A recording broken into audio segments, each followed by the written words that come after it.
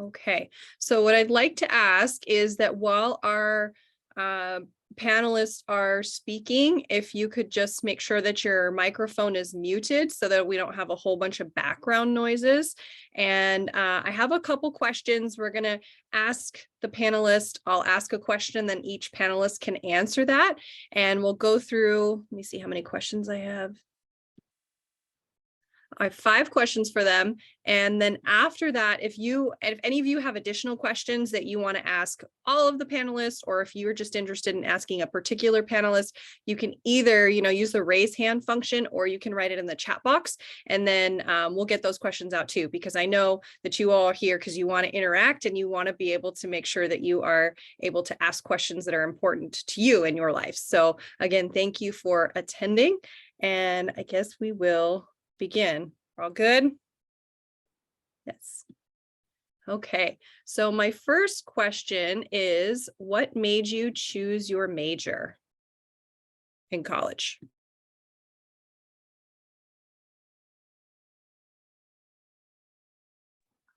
I can go first on that one.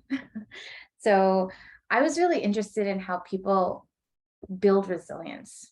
I was just going through a lot of things, like I think a lot of us are at, when we're pursuing college. And I was a little bit of an older student. I already had my family and everything established, but we were going through a lot. And I wanted to kind of understand how people thrive and how people are able to overcome things. And that was just my general interest. And then I noticed in psychology that is understood, but I quickly learned that most of the time in psychology, people are looking at what's wrong with people and how people don't thrive and things like that, which was also interesting to me. So I decided psychology was for me, but I really wanted to kind of find my little niche in psychology. So that's what inspired me to go for that major.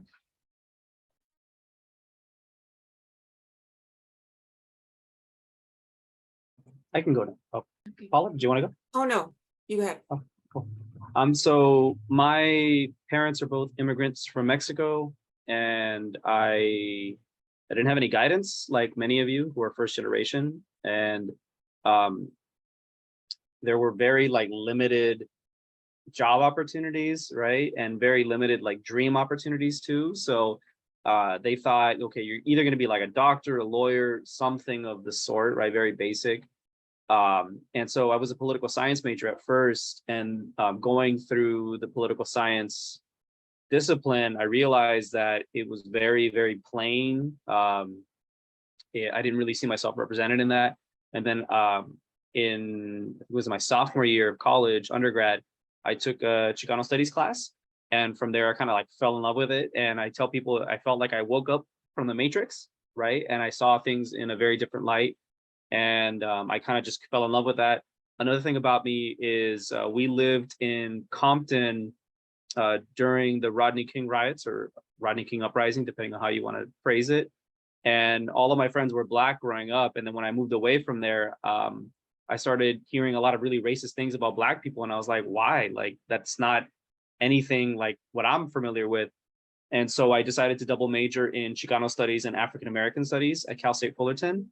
And yeah, that's my story.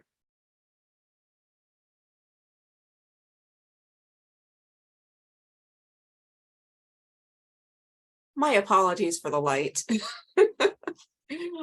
So as far as my, teaching sociology, I just kind of fell into it.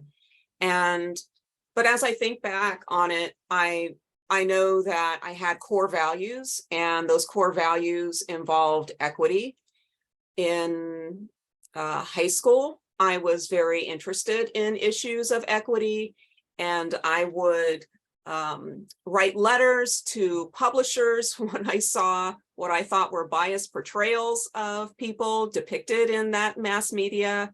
I did some research when I was a senior in high school in an honor class, where I was interested in the inequality as far as the way students were tracked. And at the time, I didn't know what tracking was, but I knew that there were only maybe 3 or 4 students of color in the advanced placement classes that I was in, and all the other students were white. And then when I looked at students who were in the college prep and vocational classes, that's where a vast majority of the students of color were. And so I initially thought that I could understand this form of inequality and do something about it as an attorney. And that was kind of a common kind of, as Jose mentioned, that was kind of a common refrain. You know, a while ago, most students wanted to be, at least my friends, they wanted to be a doctor or a lawyer. But so I was a political science major, and it was, I will go over some classes that I did like a little bit later, but I ended up, after my bachelor's degree, I finished that in political science, and then I just started taking some post-baccalaureate classes at Cal State San Bernardino. And I ended up meeting a professor who became my mentor, and she was a sociology professor. And she's the one that suggested that I teach and that I earn a PhD. And I had never thought about teaching before. I never thought about earning a PhD, but here I am, and I love it. Awesome. Thank you. My second question for everyone is, what were some influential classes that you took? So both inside your major and outside your major in college.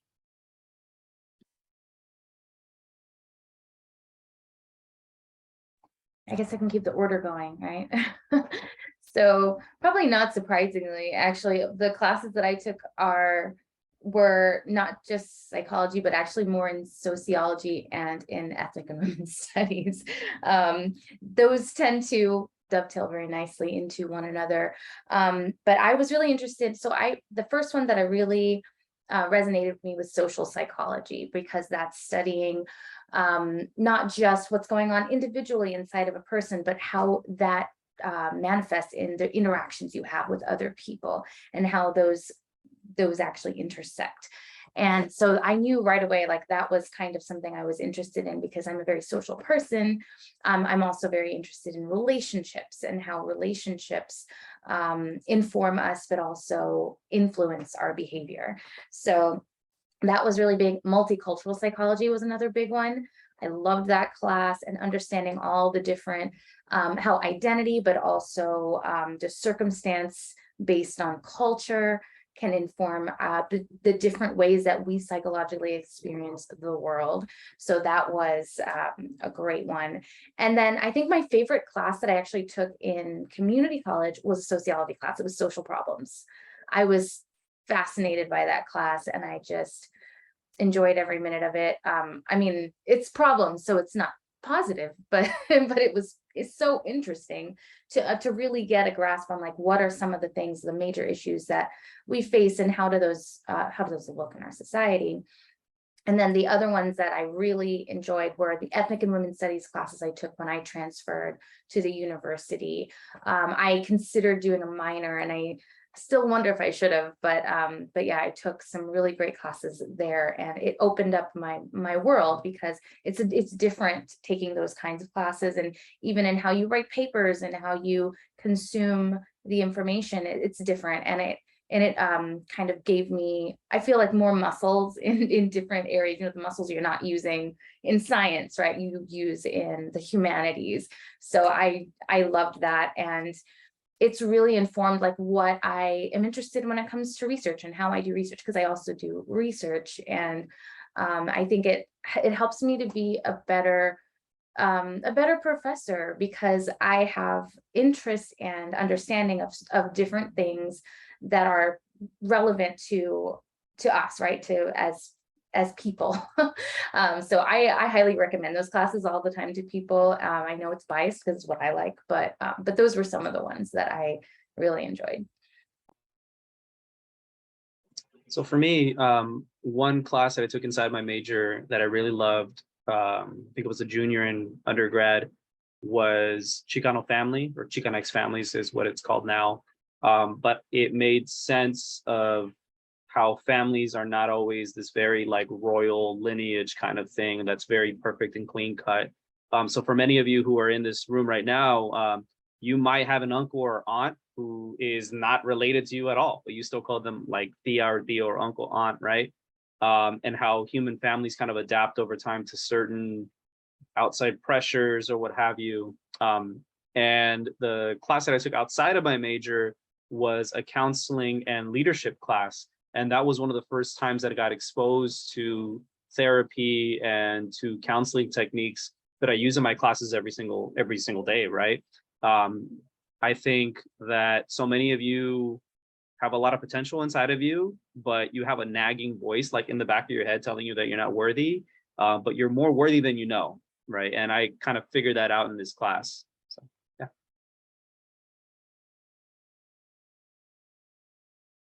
So I had kind of, there were various classes that I enjoyed most at, my bachelor's degree is from UC Riverside. And while I was at UC Riverside as a political science major, my favorite classes were constitutional law. And so there was, that was a two-parter, so over 2 quarters.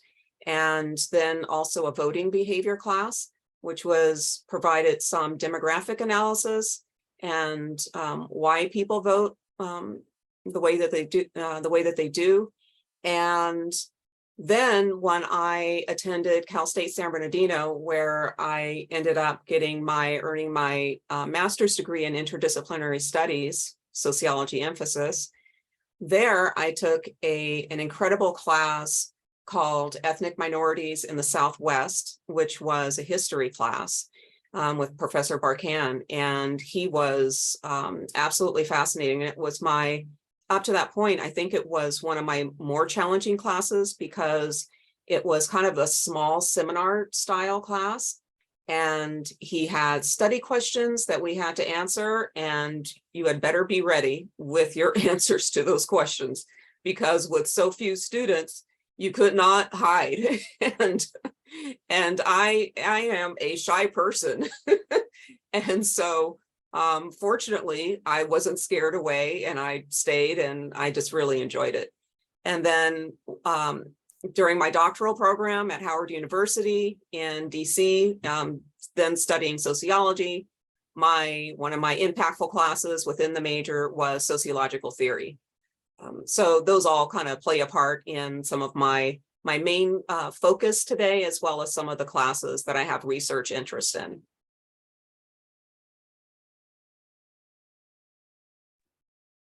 Thank you. My third question is, what is an obstacle that you faced while you're in college, and how did you overcome it? So when I started college, it was because I was homeless, and me and my kids were homeless, and we, had been laid off from my job. It was during the recession. It was a really difficult time. We were really going through a pretty high level of difficulty at that time. And I decided to go to school as a way to have a way out of that. So that was kind of an ongoing challenge throughout. Just to be frank, poverty, right? We were experiencing poverty at the time, and that comes with a lot of things. It comes with a lot of different challenges. But what I found is that, well, first of all, I was lucky enough to get employed on campus when I was going to community college, and that gave me some employment. And then I was able to establish some really strong relationships with not only professors, but also people who worked in, say, like EOPS. I was a part of EOPS and CARE, and I met people in the transfer center, and I really utilized a lot of the resources and programs that were available. And in establishing those relationships, I learned about other opportunities, and I was able to cobble together a living through some, the work I was doing, grants, scholarships, things like that. And it helped me to stay on my game so that I could earn those things, right? So I stay on top of my GPA. And then when I transferred, I was able to continue to do that and to meet other professors and other people who were able to give me put me in the right direction so that I could continue to thrive. Because unbeknownst to me, you don't always have to have money to be able to survive. Sometimes you just need support, right? And that you need people who can help you with resources. And I came to understand and believe that relationship can be the strongest thing, that can be the most powerful thing, not just for survival, but specifically for thriving.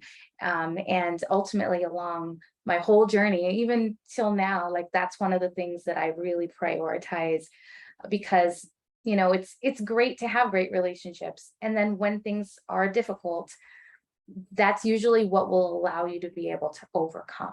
The difficulty is, we don't do things alone. So that's what helped me. And I'm always so grateful for that. I think back, I'm like, I obviously didn't do this alone. I wouldn't have been able to get this far.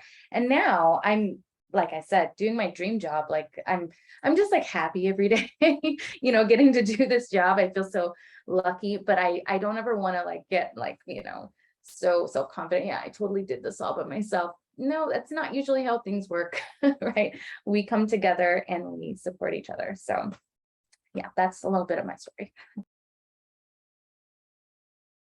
So similar to Professor Lucas, I was a single dad when I was in an undergrad, and it was extremely challenging sometimes, right? Because, if you've ever watched like old school movies of college, it's like everybody's partying, or like everybody is able to go to class. No one has like a life outside of college, right? They kind of just exist in this little like bubble. And I didn't know what to do, right? Because oftentimes, especially for a lot of you who are first generation college students, you think that, how do I put this? You think that what makes a good student is only on the individual and not what's outside of them or around them, right? So I really struggled for a long time trying to do it on my own and only on my own. And then I had a really frank conversation with a professor who I took Chicano families with, and he said, "Why don't you ask for help?" And like my masculine, like very machista mind was like, "I don't need any help," right? And he's like, "You know that we have a daycare center on campus?" And I was like, "What do you mean?" Right? Like, you mean I can leave my daughter here, right, free of charge? And it's like, yeah, you definitely can. And then from there, I started developing a mindset where it's like, this is what schools are supposed to do. It's like, while you're here, you're supposed to not worry about anything else, right?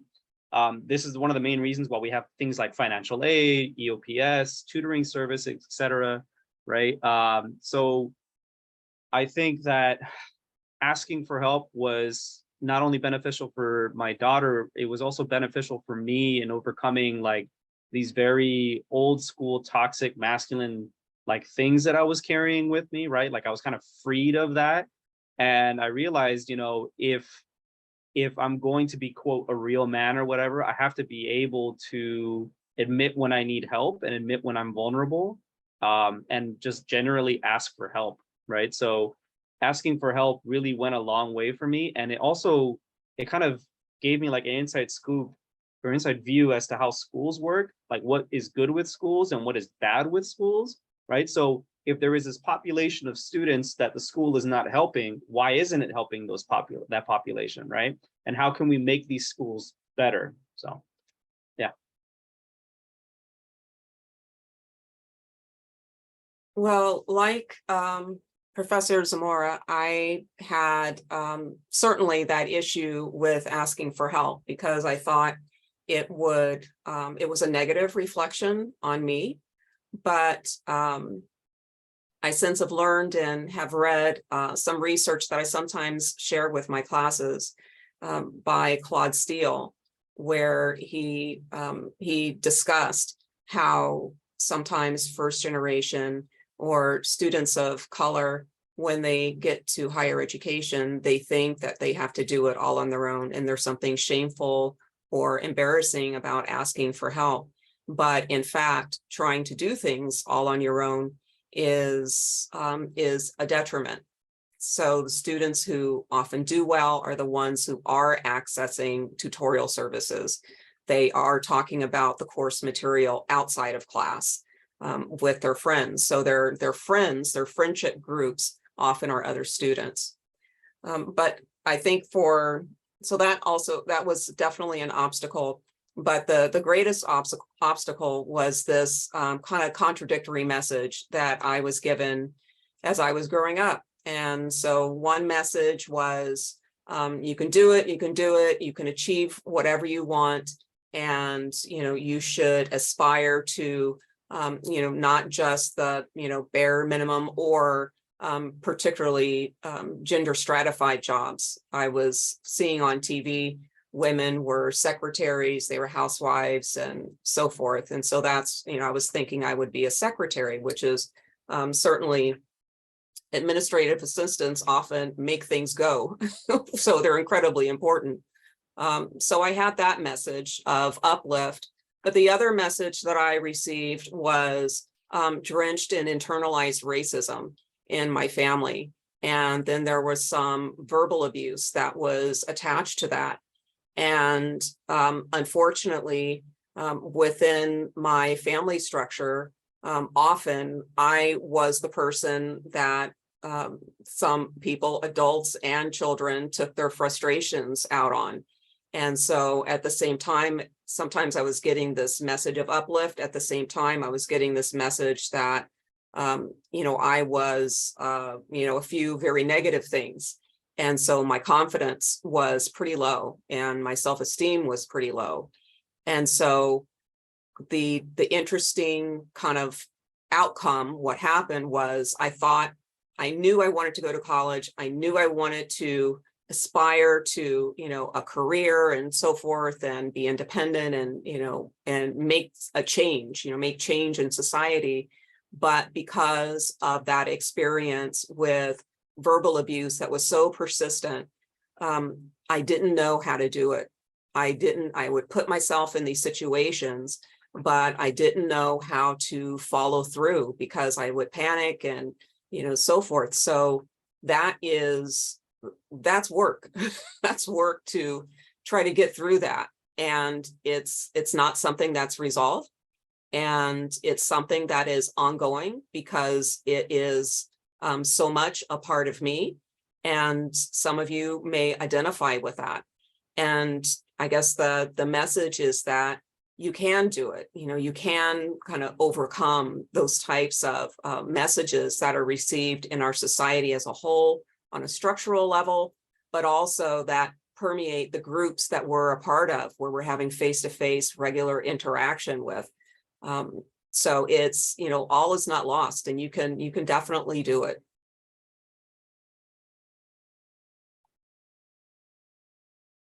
Thank you. Those are all such powerful responses. And I know that a lot of our students are going to be able to relate to a lot of the things that you're sharing. So thank you for that, all three of you.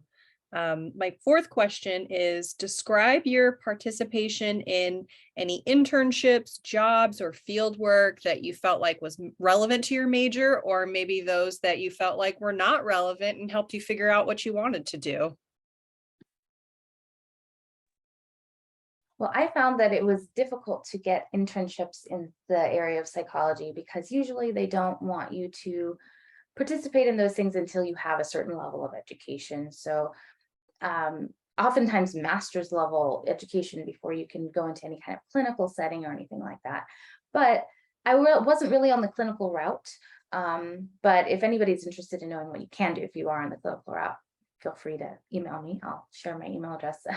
But I was more interested in the research side of things because I wanted to become a professor. So I was able to work in research labs when I was in undergrad, once I transferred to the university. And so I contacted professors. I would go to their office hours and find out, like, do they have a research lab? Because usually a lot of people do in psychology when they are working at the university because they're required to do research. So I found out who was doing the research, whether or not they had a lab that I could be a part of. And some of them were volunteer labs and others were paid labs. And I did as many as I could. I probably did more than was necessary, but I knew that I wanted to get a lot of experience and a lot of kind of breadth of experience to kind of see what I was interested in. And that was some of the best preparation for what I wanted to do next, which was go into a PhD program and do research. And it also looked really good on my resume, on my CV.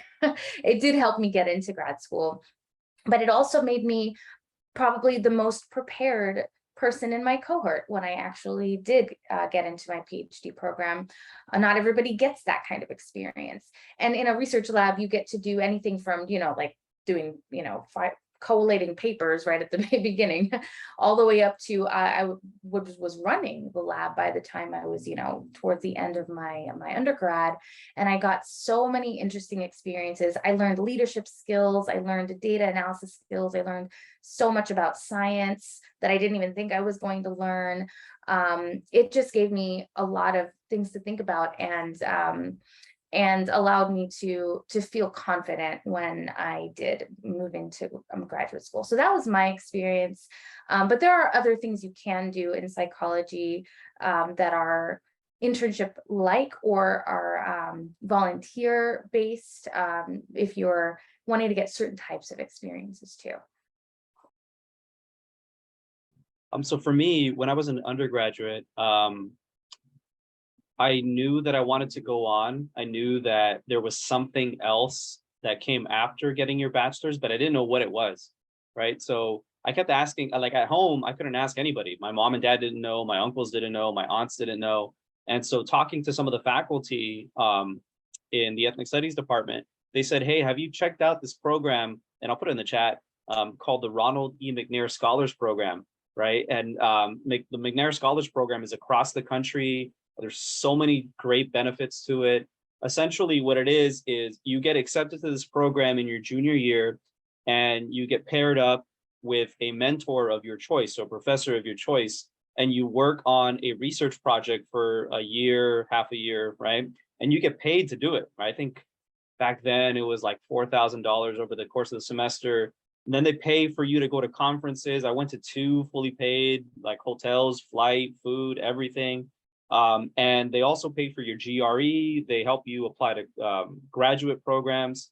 And the Ronald E. McNair Scholars Program is named after Ronald E. McNair, who was one of the first Black astronauts who actually tragically died in the Challenger explosion, right? Interesting story about Ronald E. McNair is that in the 50s, when segregation was still legal, he went to a public library that was for whites only, and he kind of snuck in, and he stayed the entire time, and he was just reading books on astrophysics as a kid, right? And then eventually he becomes an astronaut. But the program was named after him to help get more underrepresented students like myself, right, and like many of you, into graduate school, right? So if you decide to transfer to a 4-year school, check out the Ronald E. McNair Scholars Program, because that made the biggest difference in my life. And honestly, like, I became prepared as a professor because of that program. I was like ahead of everybody in my master's cohort. I was ahead of everybody when I was like applying to jobs, right? Like I already knew what to do. So definitely, yeah, check it out. And Hannah was also a McNair Scholar, so we're everywhere. So expect us.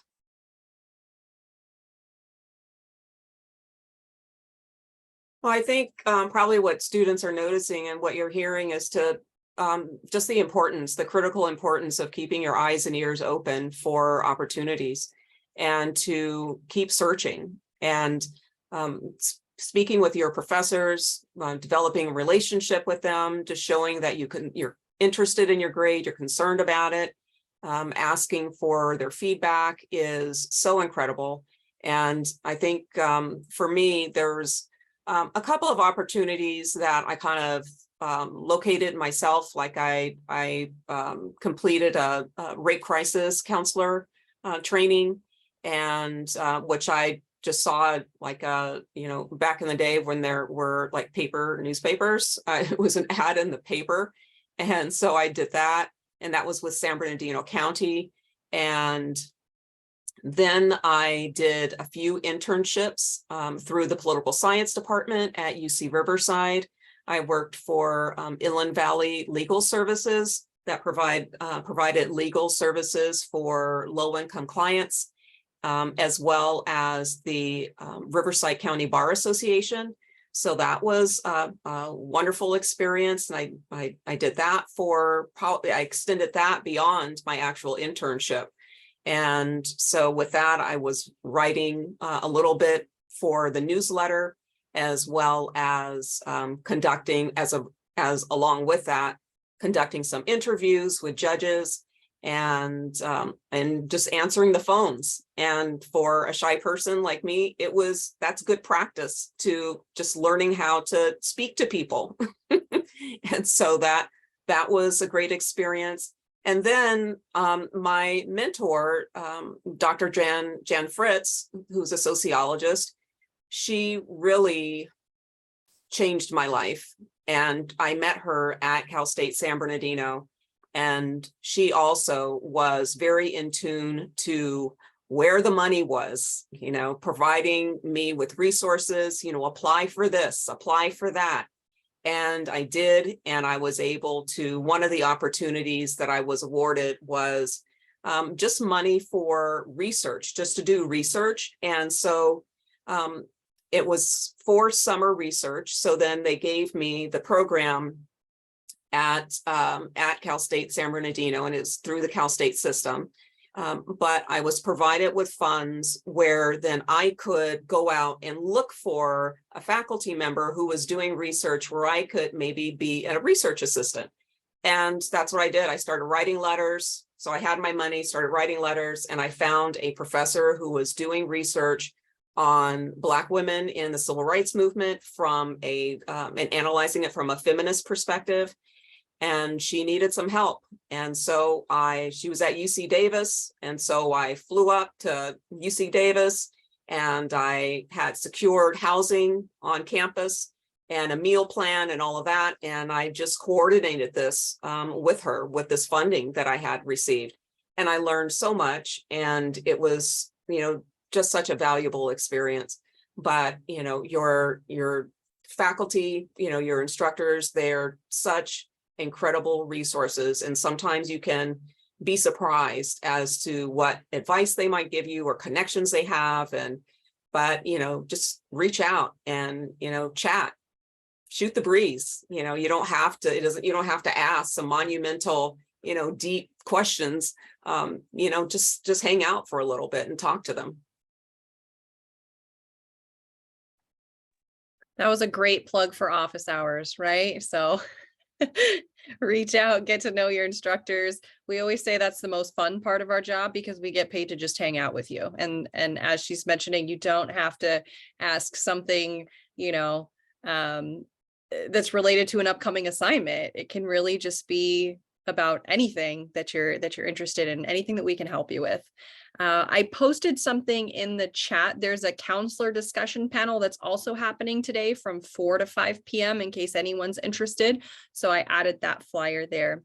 My last question is, can you discuss a few career paths that a student might not know about that are connected to your major? So for instance, if you are studying psychology, other than being a psychologist, what are some other jobs that a student could pursue? I would say the majority of psychology majors do not become psychologists, actually, because it is such a versatile major. It teaches you about human behavior, it teaches you about human thought processes, and it helps you to understand how people function. That's relevant for all things, I think. In pretty much any career, you could probably utilize that information. But I would say that some of the careers that a lot of people also go into with psychology background would include things like human resources. I actually made a little list here. Student services, so working actually at a college and helping out students. Health education, like being a health educator, a lot of people who do that have a psychology background, and a lot of people have interest in that now because there's a lot changing with that, and we're getting new research every day. And I mean, we have health crises, right? We have a lot of those that are very salient right now in our society. So That's you can have a psych background and do that. Financial analyst is people have psych backgrounds when they become financial analysts. So they're not just trying to understand your finances, they're also trying to understand your life and what's going on in one's life and how that plays into how you will manage your finances. Public relations is another big one where psych background really helps out. Advertising, I mean, you need psychology to understand how to be effective in advertising. Some like to call that the dark side of psychology. I just think it's another side of psychology. We don't have to make it dark, right? So advertising, yeah, I would say definitely, if you're interested in advertising, take a good amount of psych classes. And then the last one is kind of more newer profession, social media strategist. I mean, you think about that, like totally makes sense, right? Understanding the patterns and the desires and how they change when it comes to social media, and then using that to inform how to be effective on social media, or with we're usually marketing social media, right? But you can also be a consultant, say, for a social media platform or something. That's a big one right now. It's actually kind of taking off. So that's new and interesting, and a lot of people younger than me, we don't need to talk about how old I am, they are very interested in social media on their own, right? So you get a lot of skill with that, and then you can parlay that into a career, pretty successful career, quite frankly. So those are just some of the ones, but there's a lot more, and if you want to know more, feel free to contact me. I'm happy to always discuss that. So I'm in ethnic studies, and for those of you who don't know, ethnic studies just became a requirement here in the state of California, right? In the rest of the United States, it's the opposite, right? So there are currently 36 states in the US that have some ban on ethnic studies, right? Either a partial or a full ban. At the beginning of the summer, it was 23 states, and now it's 36, right? A couple months later. And ethnic studies, is very useful in a lot of different things, right? You don't just have to become a professor or a teacher, right? But if you want to do that, it's extremely helpful. For instance, my wife, she did child and adolescent development, and she did ethnic studies, and now she's an elementary school teacher in a predominantly Latino neighborhood, right? So if you want to teach people better, it's good to know the population that you're going to be working with. And one of the things that we'll teach, like for those of you who are my students now, we talk about cultural relevancy and cultural competency, right? Can you be a good teacher to the humans that you are in front of right now? But the other thing, for those of you who want to be something that isn't education related, every single year, whether it's a private lawsuit or a public lawsuit, people get in trouble for, like, for me, it's like the dumbest things, right? It's like, what do you mean you said that word? Like, what do you mean you treated this person this way, right? So if you can imagine working at a company and you have an ethnic studies background and you prevent a $100 million lawsuit, right? Imagine the kind of career opportunities that can open up for you. Or imagine if you create a program that is, suited for all people, right? Or for those of you who want to go into probably the newest thing that we can talk about. For those of you who want to go into programming or into artificial intelligence or uploaded intelligence, right?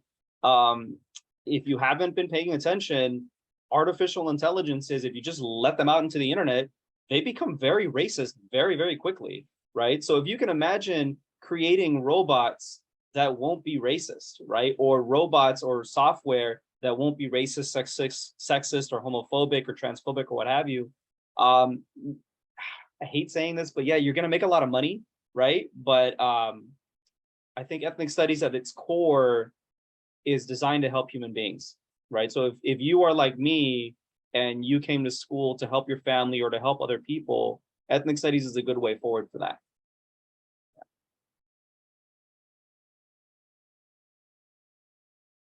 I love these ideas. I was on mute, but I was sitting here saying,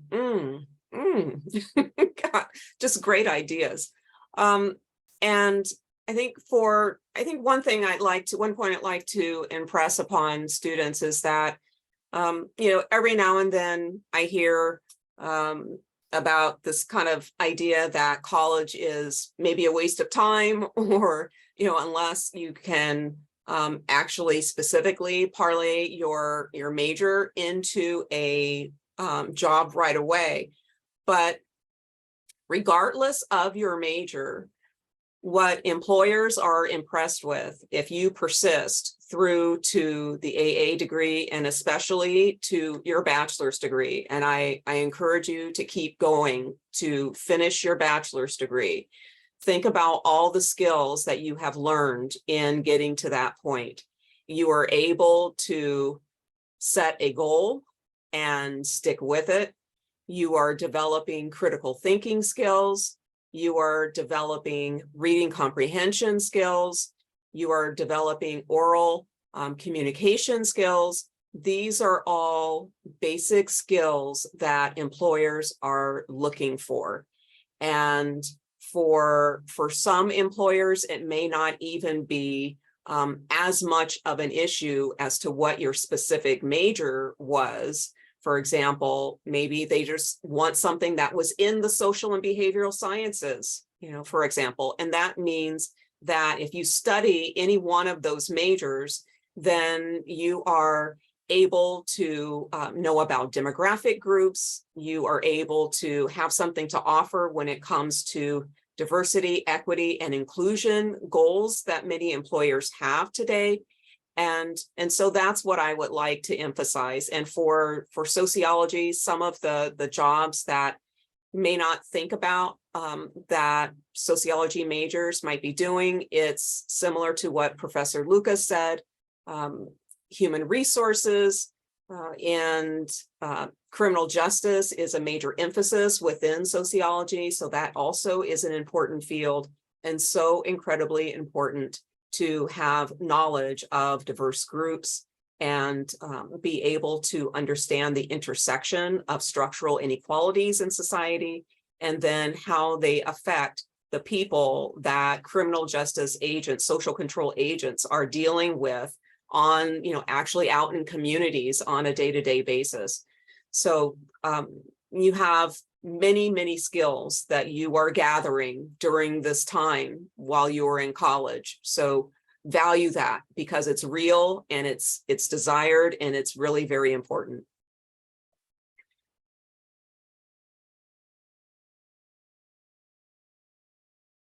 Thank you. I'd like to hand the floor over to the students to see if any of you have questions for the entire panel or a specific panelist.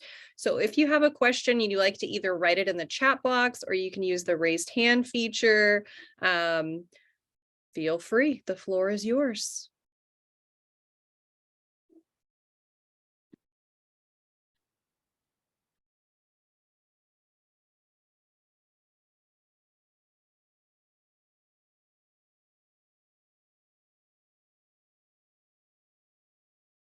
Just really quick for my students that are in here right now, if you don't have your chat open, you get more extra credit points if you ask questions. So you can unmute yourself, or you can type it in the chat.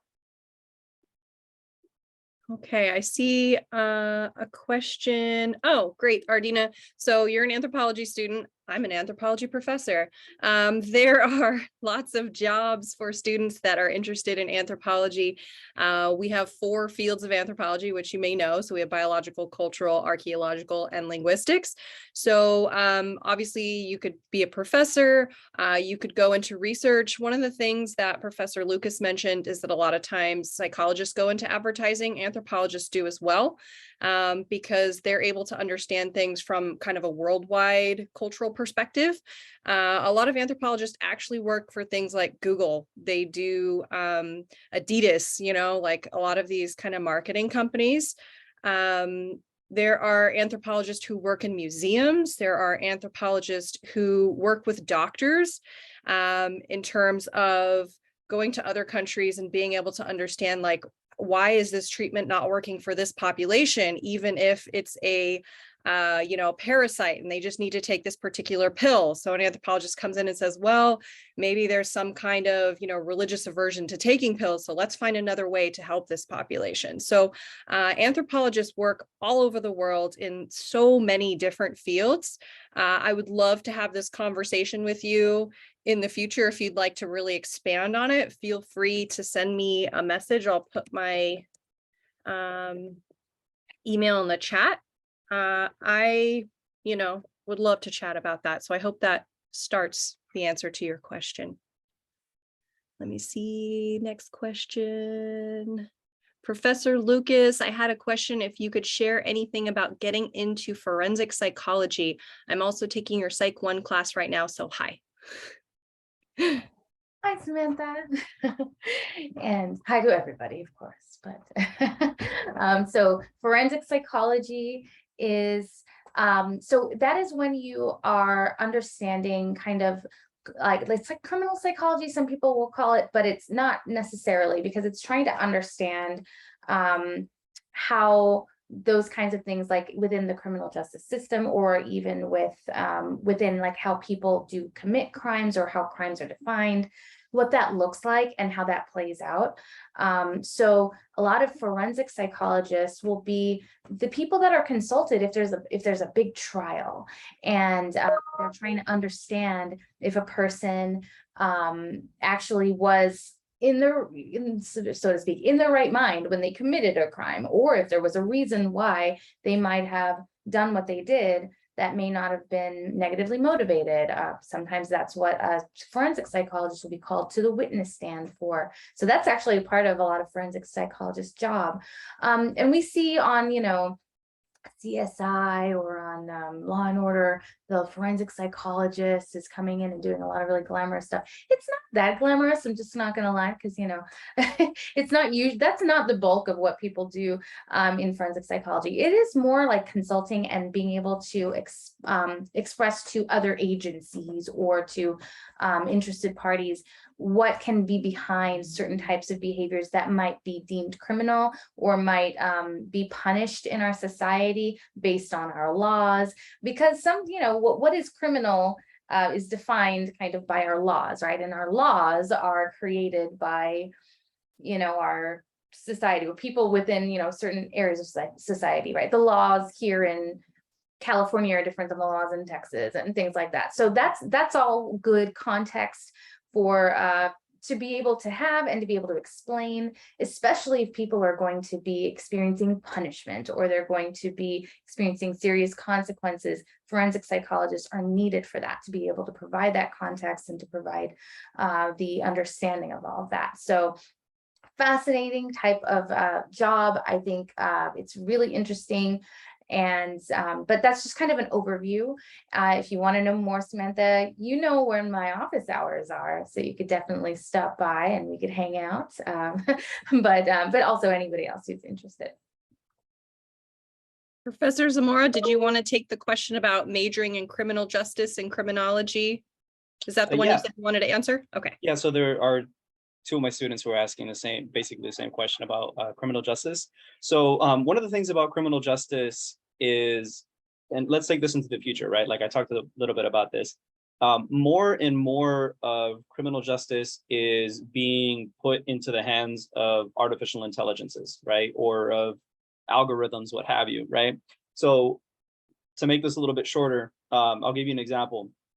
Right now, as we're talking, at the US-Mexico border, there are armed drones, both in the sky and on the ground, that are looking for unauthorized migrants, right? Or the old word was illegal immigrant, but that's actually a very racist term, right? But they're looking for people that are crossing the border in places that they shouldn't be, right? Now, let's think about this. These drones are automated, right? So that means that they don't have a pilot guiding them. They are programmed with a certain amount of parameters that it says, go and look for this, right? And then when you find this in this geographic area, I want you to tase it, or I want you to shoot it with either lethal or non-lethal weapons, right? So now let's think about this from an ethnic studies perspective. If I'm programming this drone at the US-Mexico border, what kind of people do I want it to look for, right? Well, considering that like 90% of all Border Patrol agents are white, I don't want them to kill Border Patrol agents. So if, I don't want it to, if your skin is a certain shade, I don't want it to attack you. If your skin is darker, I want it to attack you. But that's also a very racist thing, right? Because a lot of people from Europe, especially like Ukraine, who are coming through the US-Mexico border, right, they won't get targeted by the drones, right? So if we want to make criminal justice fair, if we want to make the legal system fairer, right, you have to really think about the racist implications of these programmers, right? So if programmers are all white and they're all male and they're all heterosexual and they all come from a certain like economic background, they're going to have certain biases that will find their way into the robots, right? So for instance, a very basic way of understanding code, right, computer code, is in any computer code or in any computer hardware, you have two functions. You have master, you have slave. Does that sound familiar to anything in American culture, right? Our language and our culture is fused together, and that's informed over history. Where did programmers in the 1970s and 60s get the idea for master-slave functions? They got that from American history, right? So if you want to create non-racist robots, you first yourself have to be non-racist, right? So hopefully that answers it a little bit. But I believe that Andrew had his hand up. Andrew, do you want to unmute yourself and ask your question? Yeah, hello. Can you guys hear me okay? Yes. Okay, I just had a question kind of for all the professors, not all of them, but one can answer. Back to the conversation about asking for help and not doing it alone. Like while you guys were doing your studies in college and diving deeper into it and making relationships, did you guys ever have to cut out people in your life or ignore people in your life? And was it hard for you to do that? Was it a tough decision?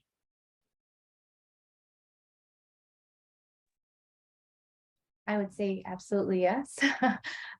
Because not everybody's going to understand what you're doing and why you're doing it. And usually people have, their good intentions based on their experiences of what you should be doing or how you should be going about things. And when you learn new things in college and you learn new pathways, sometimes that contradicts what other people think is best for you. And so I did have to do that. I did have to kind of ignore some of the voices that were from other times in my life. And if they were too insistent, I had to shut them off completely. And I'm glad I did. It was very difficult, absolutely, because I'm a relationship-oriented person. So, but I would say it was worth it because ultimately I ended up with new relationships with people who did understand what I was doing, and that was very rewarding. Professor Snyder, do you have your hand up too?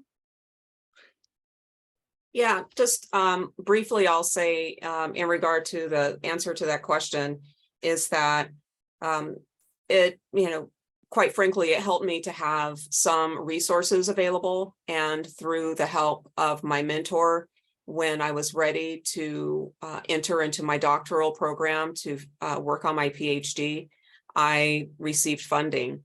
And I knew at the same time that I had to get away. I had to move away, and at least for some period of time, in order to construct the person that I knew that I could be. And I knew that if I stayed in my same environment, same setting, that there were people who wanted me to not change and not grow, and weren't as committed to that as I was.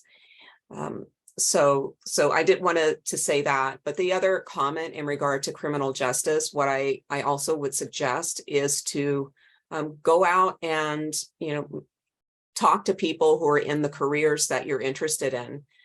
For my sabbatical research a few years ago, the research project that I did, and I had a semester off to do it, I did ride-alongs with some local law enforcement agencies.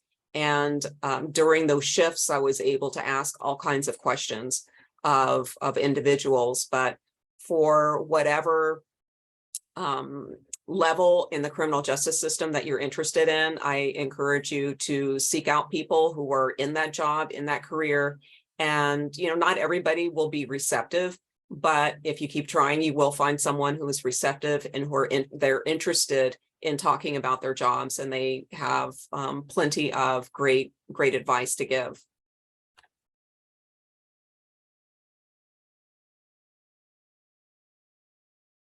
Do y'all have time for one more question? Yeah, okay, let me see.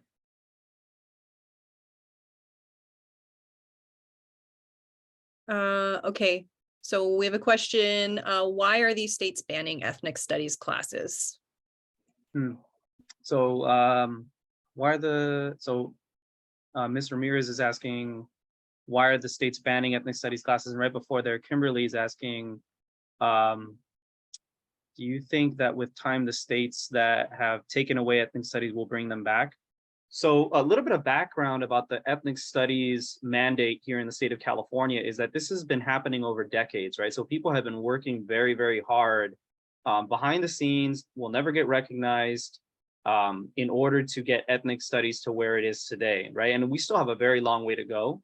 But in these other states, the demographic of the United States is changing, and a lot of that right now has to do with COVID and immigration, right? So they won't change unless people demand that change. And a lot of that has to do with voting power, right? Now, for those of you who think I'm not smart enough to run for office, or like I'm not qualified enough, believe me when I tell you that you are a lot smarter than most of the politicians that we have here in the US, right? Like a lot smarter. And if you're like, oh, I don't have a college degree yet. Yeah, a lot of Congress doesn't have a college degree either, right? But as far as why are they banning them? I'm pretty sure when you all were kids in math class, you probably saw a poster that said knowledge is power, and you're like, that's cheesy, right? Well, no, knowledge is power and history is power. So two things that are happening right now in Texas, which is where most of our textbooks are from, or they're produced, new history books are not calling slaves slaves, they're calling them workers. And that changes the dynamic, right? Whereas it's something forced to, it's something that you kind of signed up for. And give it 10 years, give it 20 years, give it 30 years. And eventually, kind of like in Lord of the Rings, people forget what happened in the past, right? It fades into memory, and no one's there to kind of like say like, oh no, that's not really what happened, right? And as far as why are they banning it? A lot of people feel threatened, right? The country is changing. We're coming to terms with, we did a lot of really messed up things. We're currently doing a lot of really messed up things. And a lot of politicians that are in power are afraid that they're going to lose power, right? So for those of you who want your stories told, you have to demand that your stories are told, that your stories are represented, right? I just did an interview right before this about whether or not we should change the names of elementary schools or of streets, or take down like Confederate monuments, right? And absolutely we should, but that's not where it should stop, right? You're not going to fix these problems just by changing the name of elementary school. You have to keep going forward, right? And a part of that is coming to terms with this history that most of the founding fathers enslaved people, they genocided Native Americans, right? For instance, George Washington had dentures, right, which are fake teeth that were made out of the teeth of enslaved Africans, right? Does that sound like somebody that we want on our dollar bill, right? Probably not. But ultimately, the thing that I'll tell you now, and I'll tell you in my classes, things won't change unless you demand that change. And so don't be afraid to make your voice heard, right? Because guaranteed, someone way back in the past, they were just as afraid as you, and now they're national heroes, right? So yeah, stand up to power.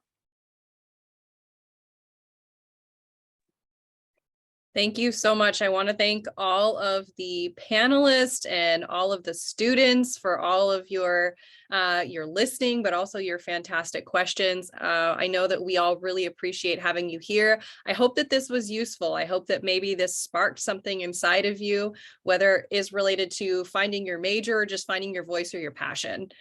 So thank you for coming. And I recorded this session, so it will be in a variety of locations for you to access in the future. What I'd like to do is have our panelists write their emails in the chat box in case anybody has further questions for them. And thank you all again. Thank you for organizing this and for having this. This was really, it was great for me too to hear from the other professors. So Thank you, Allison. Nice work. Yeah, Very this is pretty cool. welcome. Do you do this often? Like, does this always happen? Yeah. Hmm. So the one that we have with Patty and Rebecca, that one has been moved to October. So Mhm. we'll be doing another panel. I'll share that flyer out with you and with our media team again as well, so we can get more students to attend. And yeah, Cool. thank you. Yeah, thank you. All right. Have a great weekend, everyone. you too. Bye, Bye. everyone.